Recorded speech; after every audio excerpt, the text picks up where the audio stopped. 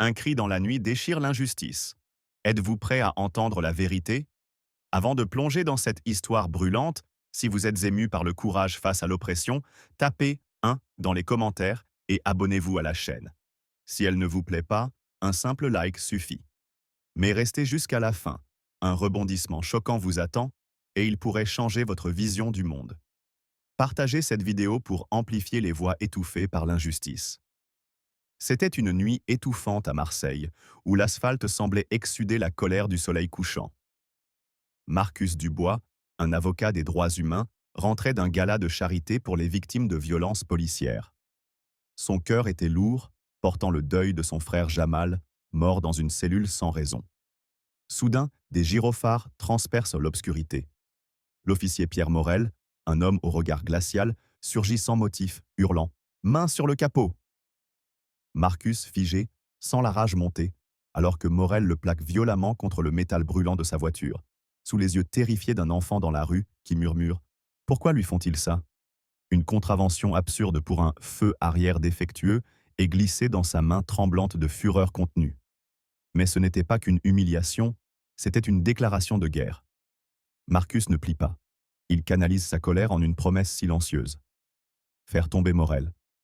Dans l'ombre, il découvre un réseau de corruption policière, des vidéos truquées, des témoignages étouffés. Cette injustice n'est pas un incident isolé, mais une machine écrasante. Chaque insulte, chaque coup, alimente une révolte qui gronde.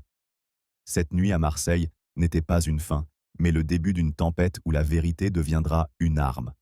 La nuit à Marseille s'était refermée sur Marcus Dubois comme une étreinte suffocante, mais ce n'était pas la chaleur qui faisait bouillir son sang. C'était la mémoire de son frère, Jamal, dont le nom résonnait encore dans son esprit comme un écho de justice bafouée. Alors que les gyrophares de Pierre Morel s'éloignaient, laissant derrière eux l'humiliation brûlante du capot de la voiture et une contravention absurde, Marcus sentit une fureur ancienne se réveiller, une colère qu'il avait enfouie depuis trop longtemps. Cette nuit n'était pas seulement une insulte personnelle, c'était un affront à tout ce qu'il avait juré de combattre. Debout sous un lampadaire vacillant, il serra dans sa poche une lettre froissée, l'ultima verba de Jamal, écrite de sa main tremblante depuis une cellule froide. « Si je ne m'en sors pas, Marcus, ne te tais pas. Fais de mon silence une tempête qui ébranle tout. » Ces mots, gravés dans son âme, n'étaient pas qu'un souvenir. Ils étaient une mission, un serment qu'il porterait jusqu'à ce que justice soit rendue. Jamal avait été plus qu'un frère. Il était un rêveur, un militant discret qui distribuait des tracts pour l'égalité dans les ruelles de la Canebière, un homme qui croyait que la vérité pouvait plier même les murs les plus épais. 2 ans plus tôt, lors d'une banale pause déjeuner devant une épicerie du Vieux-Port, il avait été arrêté par un officier, un collègue de Morel, sans motif valable, accusé d'un vol imaginaire. Menotté, poussé contre un mur, Jamal n'avait rien sur lui, pas même une pièce d'identité mal placée. Pourtant, il fut emmené, enfermé et oublié. Marcus avait tout tenté. Plainte, appel, lettres aux autorités locales. Rien.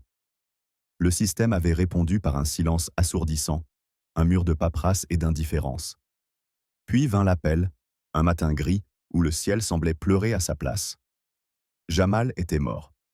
Une crise cardiaque, disait-il, mais personne n'expliquait pourquoi ses demandes de médicaments avaient été ignorées, pourquoi la caméra de sa cellule était en panne, ni pourquoi l'officier responsable n'avait jamais été interrogé.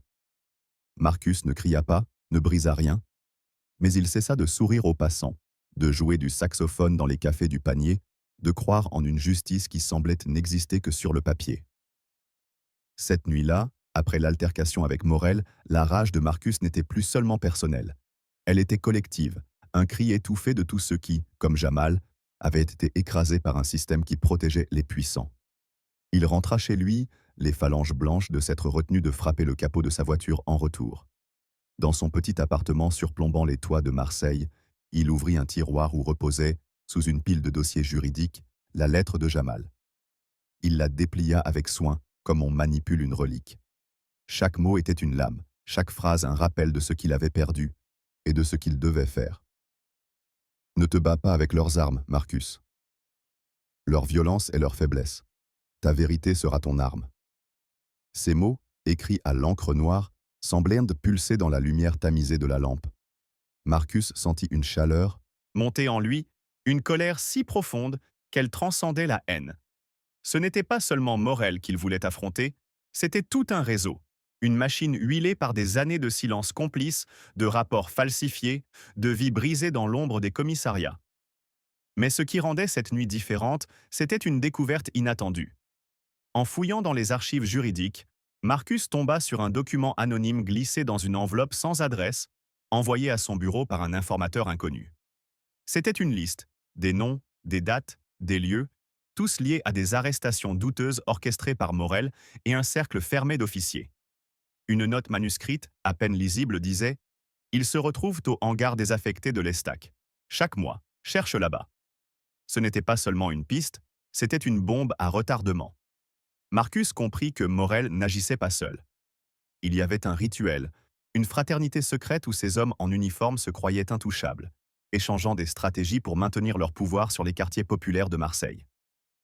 Cette révélation transforma sa colère en une détermination froide, aiguisée comme une lame. Il ne suffisait pas de confronter Morel dans un tribunal. Il fallait exposer le système tout entier, chaque rouage, chaque mensonge. Sa fureur n'était plus un feu incontrôlable. Elle était devenue un phare, guidant ses pas vers une bataille qu'il mènerait non pas avec des cris, mais avec la vérité. Il contacta Sarah Coleman, une avocate connue pour sa discrétion et son acharnement à défendre les opprimés. Ensemble, ils commencèrent à tisser un filet invisible, collectant des témoignages de victimes, des images floues de caméras de surveillance, des rapports disparus mystérieusement des archives. Chaque pièce du puzzle attisait la rage de Marcus, mais il la canalisait, la sculptait en une arme précise. Il savait que cette lutte n'était pas seulement pour Jamal, mais pour chaque personne qui avait été réduite à un numéro dans un dossier, chaque voix étouffée par la peur ou l'indifférence. La lettre de Jamal reposait sur son bureau comme un rappel constant. Son silence devait devenir un tonnerre. Si cette histoire de courage et de rage face à l'injustice vous touche, laissez un 1 dans les commentaires et abonnez-vous pour ne pas manquer la suite. Si elle vous dérange, un simple like nous aidera à continuer. Partagez cette vidéo pour donner une voix à ceux qui n'en ont plus. Et restez avec nous. Ce que Marcus découvrira dans le hangar de l'Estac pourrait ébranler tout ce que vous croyez savoir sur la justice. Ne manquez pas la prochaine partie, où la vérité éclatera comme un orage. Sous la lumière blafarde de son appartement marseillais, Marcus Dubois referma la lettre de Jamal, son frère, dont les mots résonnaient encore comme un appel à la révolte. La rage qui bouillonnait en lui après l'humiliation infligée par Pierre Morel et la découverte d'un réseau de corruption policière n'était plus une simple émotion. Elle était devenue une arme, affûtée par la détermination. Mais ce matin-là, alors que le Mistral soufflait à travers les ruelles du Panier, un nouveau coup frappa, aussi brutal qu'inattendu. Une enveloppe officielle glissa sous sa porte, portant le sceau du tribunal de Marseille. À l'intérieur, une assignation. Pierre Morel, l'officier qui l'avait plaqué contre sa voiture sans raison, le poursuivait en justice pour attitude menaçante et outrage à agent. Pas un mot sur l'arrestation arbitraire, pas une mention de l'enfant terrifié qui avait assisté à la scène, juste une accusation froide, rédigée sur un papier immaculé. Marcus sentit une colère incandescente monter en lui, une fureur qui menaçait de tout consumer. Cette plainte n'était pas une erreur, c'était une provocation, un défi lancé par un homme qui se croyait intouchable, protégé par un système pourri jusqu'à la moelle. Morel ne se contentait pas d'avoir humilié Marcus sous les gyrophares. Il voulait maintenant le réduire au silence, le briser dans l'arène publique d'un tribunal. Chaque ligne de l'assignation était une insulte, un rappel que des hommes comme Morel prospéraient en écrasant ceux qui osaient lever la tête. Marcus imagina le sourire narquois de l'officier, sa certitude arrogante qu'il pouvait réécrire la vérité, effacer les témoins, faire taire les murmures dans les quartiers populaires. Mais cette fois, il avait choisi la mauvaise cible. Marcus n'était pas un homme ordinaire. Il était un avocat des droits humains, un gardien de la justice qui avait juré sur la tombe de Jamal de ne jamais plier face à l'oppression. La rage qui l'animait n'était pas aveugle. Elle était précise, méthodique, comme le Mistral qui sculpte les rochers de la Côte Bleue. Il ne crierait pas, ne frapperait pas. Il frapperait plus fort, avec la vérité. Dans un café discret près du Vieux-Port, Marcus retrouva Sarah Coleman, son alliée dans cette bataille naissante. Sous les parasols rayés, entourés par l'odeur du pastis et le cliquetis des verres, ils déroulèrent de l'assignation comme une carte de guerre. Sarah, les yeux brillants d'une colère contenue, comprit immédiatement. Cette plainte était une erreur fatale de Morel, une ouverture qu'il pouvait exploiter. Il pense que tu vas te défendre en criant, Marcus, murmura-t-elle, ses doigts tapotant nerveusement la table. Mais nous allons le prendre à son propre jeu. Pas de scandale, pas de presse. Juste la vérité, posée comme une bombe à retardement. Marcus acquiesça, son regard fixé sur la mer scintillante au loin, mais son esprit était ailleurs, dans les ruelles sombres où les victimes de Morel vivaient dans la peur. Il savait que cette plainte n'était pas isolée. La liste anonyme qu'il avait trouvée, ses noms, ses dates, ses arrestations douteuses, suggérait un réseau plus vaste, une toile tissée par Morel et ses complices pour maintenir leur emprise sur Marseille. Ce qui rendait cette bataille encore plus enragée était une découverte troublante, glanée dans les archives poussiéreuses d'une association locale d'aide aux victimes. Une vidéo, partiellement effacée, montrait Morel et deux autres officiers dans un hangar abandonné de l'Estac, riant alors qu'ils brûlèrent des dossiers, des preuves, peut-être, de leurs abus. Cette image, floue mais accablante, fit bouillir le sang de Marcus. Ces hommes ne se contentaient pas d'abuser de leur pouvoir. Ils s'en délectaient, organisant des rituels secrets pour célébrer leur impunité. Cette vidéo, bien que fragmentaire, était une fissure dans leur armure, un fil que Marcus et Sarah pouvaient en tirer pour faire s'effondrer leur empire de mensonges. Mais il y avait un risque. En poursuivant Morel, Marcus s'exposait à des représailles, non seulement de l'officier, mais de tout un système qui avait protégé ses abus pendant des décennies. Des amis l'implorèrent de reculer. Marseille n'oublie pas Marcus, lui dit un ancien collègue, la voix tremblante. Ils te briseront, toi et ta famille. Mais ces mots ne firent qu'attiser sa fureur. Reculer, c'était trahir Jamal. Trahir chaque personne dont le nom figurait sur cette liste anonyme. Trahir l'enfant qui avait vu son humiliation. Marcus et Sarah commencèrent à construire leur stratégie dans l'ombre, avec une précision presque chirurgicale. Ils contactèrent discrètement des victimes de Morel, des gens comme Aïssa, une jeune femme arrêtée sans motif lors d'une manifestation pour les droits des migrants, ou Monsieur Diallo, un retraité brutalisé lors d'un contrôle d'identité. Chaque témoignage était une brique dans le mur de vérité qu'ils érigeaient. Marcus passa des nuits blanches à analyser des rapports, à croiser des dates, à chercher des incohérences dans les archives policières. Chaque découverte, un rapport falsifié, une plainte ignorée, alimentait sa colère, mais il la transformait en carburant pour sa mission. Il ne s'agissait plus seulement de répondre à une plainte absurde, il s'agissait de démanteler un système qui avait fait de l'injustice une routine. La lettre de Jamal, posée sur son bureau, semblait vibrer d'une énergie propre, comme si son frère le regardait, l'exhortant à continuer. « Fais de mon silence une tempête. » Marcus murmura ces mots comme une prière, jurant de faire de cette plainte un piège pour Morel, une scène où l'arrogance de l'officier serait sa propre chute. Alors que l'assignation de Pierre Morel reposait sur la table de Marcus Dubois, comme une provocation gravée dans le papier, la colère qui l'habitait se transforma en une flamme froide, calculatrice.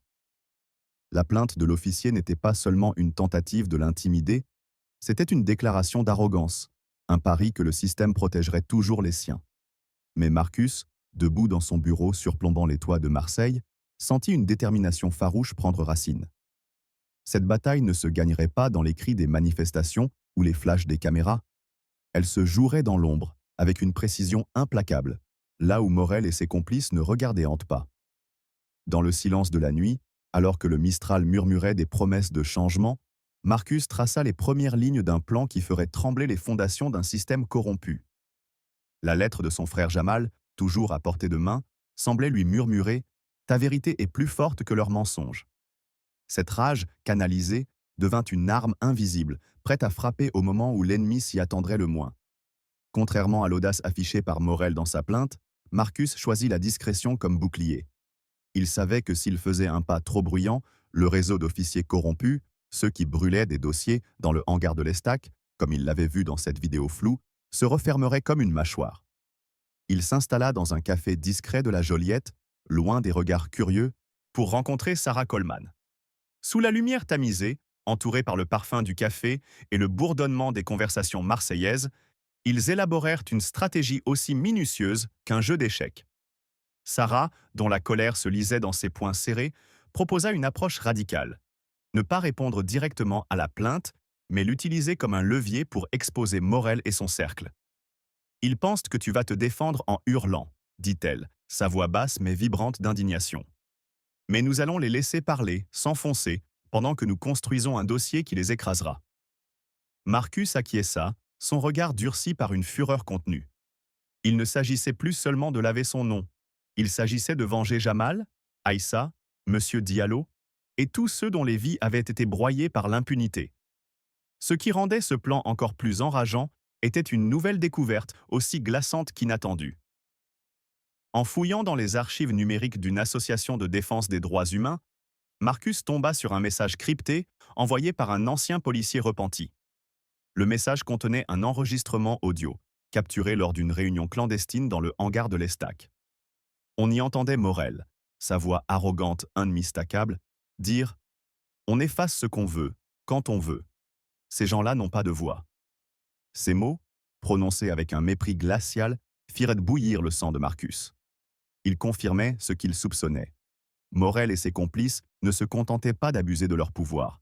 Ils avaient créé un système parallèle, une justice autoproclamée, où les règles n'existaient que pour protéger leurs propres intérêts. Cet enregistrement, bien que risqué à utiliser sans authentification légale, était une arme potentielle, un fil conducteur vers la vérité. Mais il renforçait aussi la rage de Marcus. Chaque seconde de ce mépris, chaque ricanement dans cet audio, était une insulte à la mémoire de Jamal, un défi à tout ce pourquoi il se battait. Marcus et Sarah se mirent au travail avec une fureur méthodique. Ils recrutèrent des alliés dans l'ombre, un jeune hacker du quartier de Noailles, capable de récupérer des données effacées des serveurs de la police. Une journaliste indépendante, Leila, qui avait déjà enquêté sur des abus policiers, mais avait été menacée de silence. Et un ancien collègue de Morel, Serge, un officier à la retraite, rongé par la culpabilité d'avoir fermé les yeux trop longtemps. Ensemble, ils commencèrent à tisser un réseau de preuves. Des vidéos de caméras de surveillance récupérées, des témoignages écrits sous serment, des rapports internes marqués comme « perdus » mais retrouvés dans des archives oubliées. Chaque pièce du puzzle était un cri de rage, un rappel que ce système avait prospéré en piétinant des vies. Marcus passait ses nuits à croiser des informations, ses yeux brûlants sous la lumière bleue de son écran, mais il ne faiblissait pas. La colère qui l'animait était devenue une force vitale, une promesse qu'il ne trahirait pas. Un soir, alors qu'une pluie fine tombait sur Marseille, Marcus reçut un appel anonyme.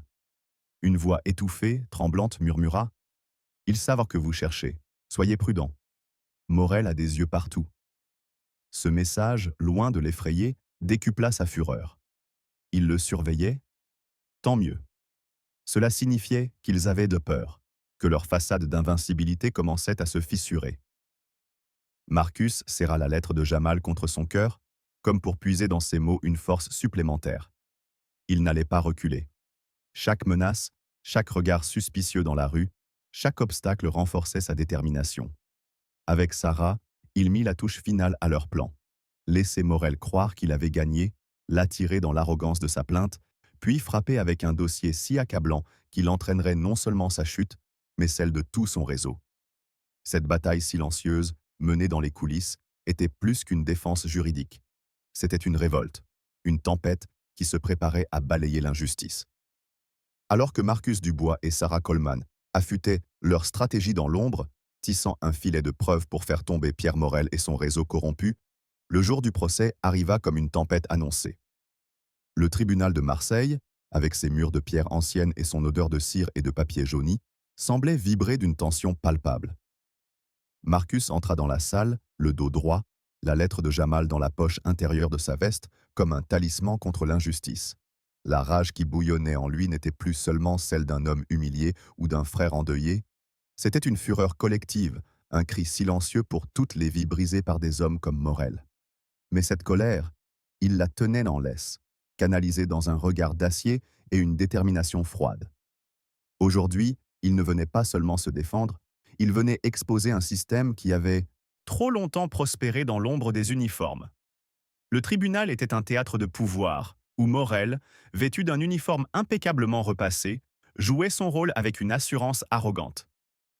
Assis à la table de la partie civile, il échangeait des murmures avec son avocat, un homme au costume coûteux et au sourire calculateur. Les spectateurs, Un mélange de journalistes, de curieux et de quelques habitants des quartiers populaires de Marseille observaient en silence, leur regard lourd d'attente et de doute. Le procureur, un jeune homme à la voix trop confiante, se leva pour dépeindre Marcus comme un agitateur, un homme instable qui avait menacé un officier dans l'exercice de ses fonctions. Chaque mot était une flèche empoisonnée, une tentative de réécrire l'humiliation de cette nuit sous les gyrophares comme une faute de Marcus. Mais ce dernier restait immobile, ses mains croisées sur la table, son visage impassible. Sa colère n'avait pas besoin de s'exprimer en cris. Elle se lisait dans la rigidité de sa posture, dans la lueur froide de ses yeux. Sarah Coleman, fidèle à leur plan, adopta une approche d'une précision chirurgicale.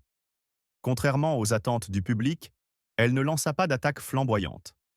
Elle se leva lentement, sa voix douce mais tranchante, posant des questions apparemment anodines. « Pouvez-vous confirmer l'heure exacte de l'incident, officier Morel? Y avait-il des témoins indépendants ?»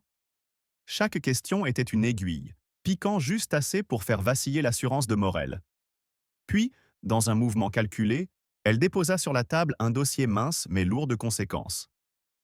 À l'intérieur, des copies de rapports falsifiés, des extraits de la vidéo floue du hangar de l'Estac et un document inédit, une déposition anonyme d'un officier subalterne décrivant comment Morel avait ordonné la destruction de preuves dans 10 affaires impliquant des arrestations arbitraires. Cette déposition, obtenue par le hacker de Noailles, était une bombe prête à exploser. Le public retint son souffle et même le juge, un homme aux lunettes tombantes et à l'air las, redressa la tête, intrigué. Ce qui rendit ce moment encore plus enrageant fut une révélation inattendue, glissée dans le dossier par Leila, la journaliste indépendante. Elle avait retrouvé un enregistrement vocal, capturé par un micro caché lors d'une patrouille de Morel. Dans cet audio, on l'entendait railler une victime. « Retourne dans ton quartier, personne ne t'écoutera. » Ces mots, prononcés avec un mépris glaçant, firent trembler Marcus de rage. Il revit le visage de Jamal, son sourire éteint dans une cellule froide, et sentit une colère si intense qu'elle menaçait de le consumer. Mais il se contint, laissant Sarah porter le coup suivant. Elle présenta les preuves avec une retenue calculée, laissant le poids des faits parler pour eux. Elle mentionna 10 arrestations douteuses, toutes visant des personnes issues des minorités, toutes marquées par des irrégularités, rapports disparus, vidéos de caméras corporelles perdues, témoins intimidés. Chaque détail était une gifle au visage de Morel, qui commençait à perdre son sourire narquois. La salle d'audience devint un champ de bataille silencieux. Les murmures des spectateurs, les regards échangés entre les habitants des quartiers populaires, trahissaient une colère partagée. Une femme, assise au fond, serra son sac contre elle, les larmes aux yeux. Elle avait reconnu son fils dans l'une des affaires mentionnées. Un vieil homme, peut-être un ancien docker du port, secouait la tête, murmurant des mots inaudibles mais lourds de douleur. Marcus, toujours immobile, sentit leur soutien comme une vague, renforçant sa détermination. Mais la véritable tempête vint lorsque Sarah appela un témoin surprise. Serge, l'ancien policier repenti. Il monta à la barre, son visage marqué par des années de silence coupable. « J'ai vu Morel falsifier des rapports, dit-il, sa voix tremblante mais ferme. J'ai vu des officiers fermer les yeux parce qu'on nous disait que c'était pour le bien de l'ordre. » Ces mots, prononcés dans la lumière crue du tribunal, étaient une fissure dans le mur de l'impunité. Morel, pour la première fois, sembla perdre pied. Son avocat tenta de l'interrompre, mais le juge, maintenant pleinement attentif, ordonna le silence. La rage de Marcus, contenue jusque-là, se transforma en une satisfaction froide. Morel s'enfonçait, trahi par sa propre arrogance. La déposition de Serge, combinée à l'enregistrement vocal et aux preuves accumulées, transforma la plainte de Morel en un piège qu'il s'était lui-même tendu. Marcus savait que ce n'était qu'un début, que le réseau de l'Estac était encore intact, mais ce moment dans le tribunal était une victoire. Un premier coup porté contre un système qui avait trop longtemps prospéré sur le silence des victimes. La lettre de Jamal, dans sa poche, semblait plus légère, comme si son frère, quelque part, approuvait ce combat. Le tribunal de Marseille, encore frémissant des révélations accablantes contre Pierre Morel, semblait retenir son souffle alors que Marcus Dubois quittait la salle d'audience. Les preuves présentées par Sarah Coleman, la vidéo floue du hangar de l'Estac, L'enregistrement vocal de Morel raillant ses victimes, la déposition déchirante de Serge, avait en fissuré l'arrogance de l'officier. Mais Marcus savait que cette bataille n'était qu'une étape. La rage qui l'habitait, nourrie par la mémoire de son frère Jamal et les injustices infligées à tant d'autres, ne s'apaiserait pas avec une simple journée au tribunal. Alors que le soleil déclinait, peignant les ruelles du panier d'une lumière orangée, un nouveau front s'ouvrit, plus intime mais tout aussi enrageant. Dans un couloir étroit du palais de justice, Marcus trouva une enveloppe glissée sous sa mallette, sans expéditeur, portant une inscription manuscrite « Vous êtes allé trop loin, arrêtez, ou d'autres paieront ». Ces mots, griffonnés avec une hâte menaçante, firent bouillir son sang. Morel et ses complices ne se contentaient plus de se défendre. Ils contre-attaquaient, prêts à tout pour protéger leur empire de mensonges. Cette menace, loin d'intimider Marcus, attisa une fureur incandescente. Chaque lettre de cette note anonyme était une insulte, un écho des silences qui avaient étouffé la voix de Jamal, d'Aïssa, de M. Diallo et de tant d'autres. Il serra l'enveloppe dans son poing, imaginant le sourire narquois de Morel, convaincu que la peur l'emporterait. Mais Marcus n'avait plus peur. Sa colère, aiguisée par des années de deuil et de combat, était devenue une lame prête à trancher les chaînes de l'impunité. Il rejoignit Sarah dans un bistrot discret près de la Canebière, où les conversations des habitués masquèrent leur échange. Sarah, les yeux brillants d'une indignation partagée, examina l'enveloppe. « Il panique », murmura-t-elle, sa voix tremblante de rage. « Mais ça veut dire qu'on est proche. On ne recule pas. » Marcus acquiesça, son regard fixé sur une photo de Jamal accrochée dans son portefeuille. Un rappel constant de pourquoi il se battait. Cette menace n'était pas une fin, mais un signe qu'il touchait une vérité que Morel voulait désespérément enfouir.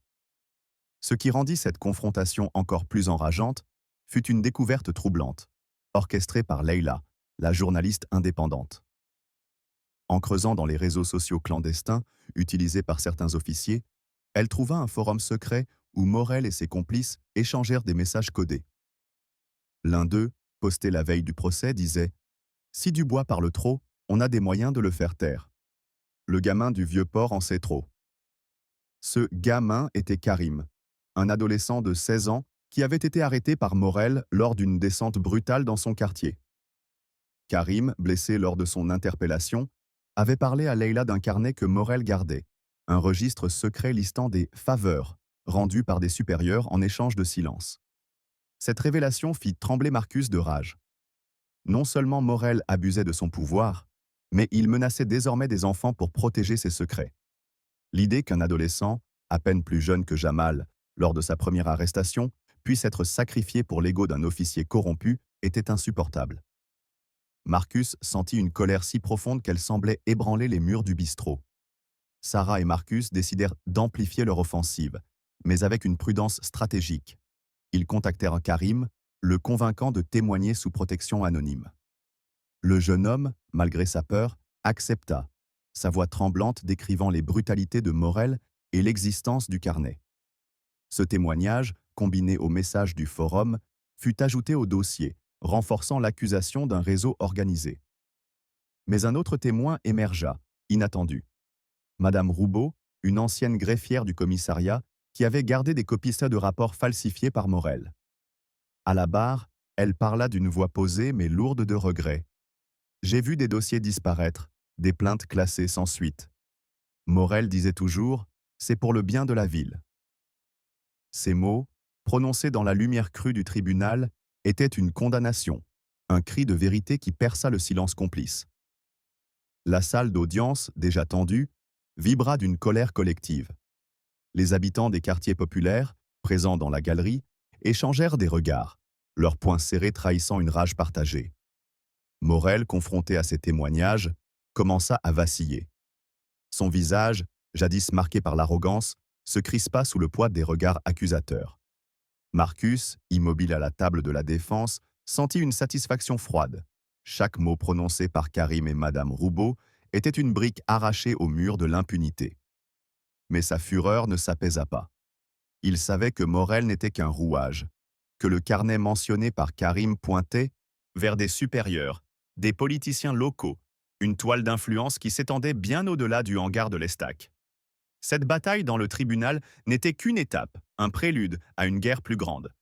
La lettre de Jamal, dans sa poche, semblait brûler contre sa poitrine. Un rappel que ce combat était pour tous ceux qui n'avaient jamais eu la chance de parler. Si cette histoire d'injustice et de courage vous bouleverse, laissez un 1 dans les commentaires et abonnez-vous pour ne pas manquer la suite. Si elle vous choque, un simple like nous aide à continuer. Partagez cette vidéo pour amplifier les voix des opprimés et restez avec nous, ce que Marcus découvrira dans le carnet de Morel pourrait faire tomber bien plus qu'un officier corrompu. La prochaine partie révélera des vérités qui secoueront Marseille. Les échos des témoignages de Karim et de Madame Roubaud résonnaient encore dans le tribunal de Marseille, où la façade d'invincibilité de Pierre Morel commençait à s'effriter sous le poids de la vérité. Marcus Dubois, immobile à la table de la défense, sentait sa rage, nourrie par le souvenir de son frère Jamal, se muer en une force implacable. Mais alors que la salle d'audience se vidait, une tension nouvelle s'installa, comme un orage prêt à éclater. Dehors, sous les platanes de la place du Palais, un murmure courait parmi les habitants des quartiers populaires. Morel n'était pas seul. Le carnet dont Karim avait parlé, ce registre secret de faveur et de silence, pointait vers un réseau plus vaste, ancré dans les coulisses du pouvoir marseillais. Ce soir-là, alors que les lumières de la ville scintillaient sur la Méditerranée, Marcus reçut un message crypté de Leïla, la journaliste. « Rendez-vous à minuit, quai des Belges. J'ai trouvé quelque chose sur le carnet, c'est gros. » Cette promesse d'une révélation fit bouillir son sang. Morel avait cru pouvoir l'intimider, mais il venait de déclencher une tempête qu'il ne pourrait arrêter. L'idée que Morel, cet officier arrogant qui avait humilié Marcus sous les gyrophares, puisse s'effondrer sous le poids de ses propres crimes, attisa une fureur froide dans son cœur. Il ne s'agissait plus seulement de laver son nom ou de venger Jamal, il s'agissait de briser un système qui avait prospéré en écrasant les faibles. Marcus arriva au quai des Belges, où l'odeur saline de la mer se mêlait à celle des poissonneries fermées. Leïla, dissimulée sous un foulard, lui tendit une clé USB. « C'est une copie numérique du carnet », chuchota-t-elle, ses yeux trahissant une colère partagée. Des noms, des dates, des paiements. Morel n'était que l'exécutant. Il y a des politiciens, des chefs de police, même un juge. Ces mots frappèrent Marcus comme un coup de poing. La rage qui l'habitait explosa en une indignation viscérale. Non seulement Morel avait brutalisé des innocents, mais il était protégé par une élite prête à sacrifier Marseille pour préserver ses privilèges.